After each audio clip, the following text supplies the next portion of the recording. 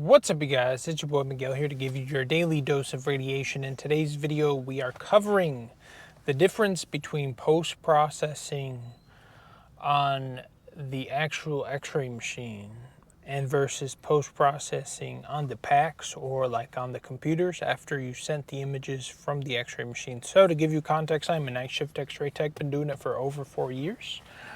Work at a trauma 3 ER in the emergency room in the state of Texas. So, depending on where you work, the big difference is certain places, the radiologist, which in our case, the online radiologist, which happens over midnight, can only see any type of post-processing on the actual X-ray machine, portable or the actual big ones.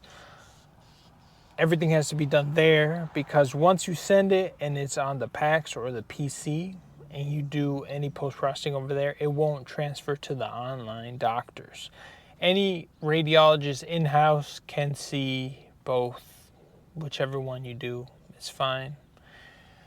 So that's like one of the big reasons why you should do more post-processing on the actual, portable or the actual big X-ray unit. Now I know depending on what shitty equipment you have at your place, sometimes they may not have, or it's harder to do post-processing on the actual equipment. So it's easier to do it, when you're on the computer, on the PACS or whatever. But that's a reason why you should do it on the actual unit. And I know sometimes maybe you're in a hurry, maybe you have a bunch of other stuff going on and you'll send it. You can just resend it, post-process it. Even if you send it, like let's say I send it, the images to the PACS and I forget to post-process it, I can go back to the actual X-ray machine, readjust it and send it again, and then I'll just have to delete the images, the first one I sent, and I'll have the second one. Now I know that in certain places, once you send it off, it's sent to like there's different levels of techs. There's like the actual techs who actually shoot it, and then there's people in the department, or maybe it goes to a little IT department and it's a little bit different. I know like in the bigger traumas, I've been told that they don't do any post-processing, that they just shoot it and then it goes to a little hub and they take care of it and then send it to the radiologist. So it all depends on how your system works or what you got going on. I know sometimes on the portables, you can hook up a mouse and it may make it a little bit easier to do any post-processing, but I know it can be a hassle, but that's like something that can help you.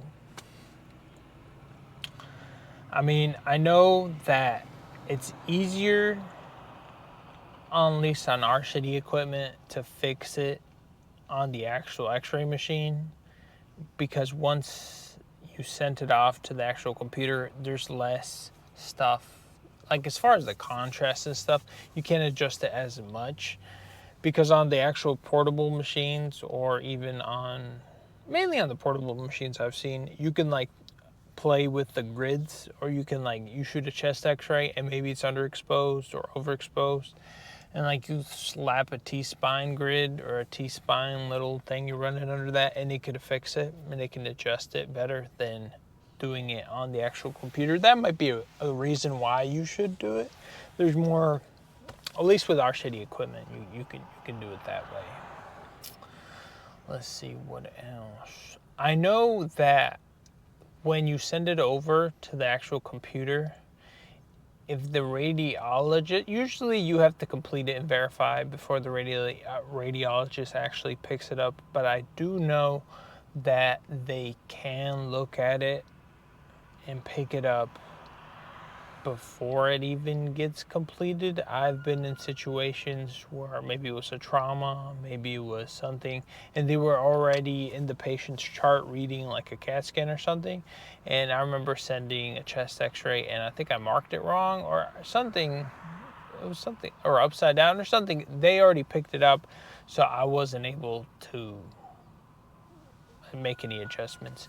But from the actual portable machines, nobody can look at it until you send it off. Even if it's suspended, they still can't see on the actual like system online and stuff like that. So it's one way you can use it as an advantage or disadvantage. I know sometimes we shoot NG tubes and we'll go shoot it, we'll put it online, and then they readjust it. And then by like the 4th time, I'm like, look, we're just gonna wait it out. Like, it's at the end of my shift. If I go send it right now, then they're gonna drag me up again for like the 5th time. When like most of the time, you could just do it through fluoro. Usually they give up, but certain nurses don't. So it's a hassle. So sometimes it's better to hold the images a little bit.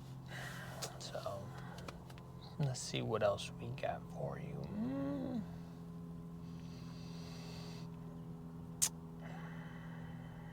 I think that's really all the big reasons I can think of. But yeah, if you're new here, check out my channel. I post videos on all aspects of this beautiful field of radiology, and we'll see you on the next one.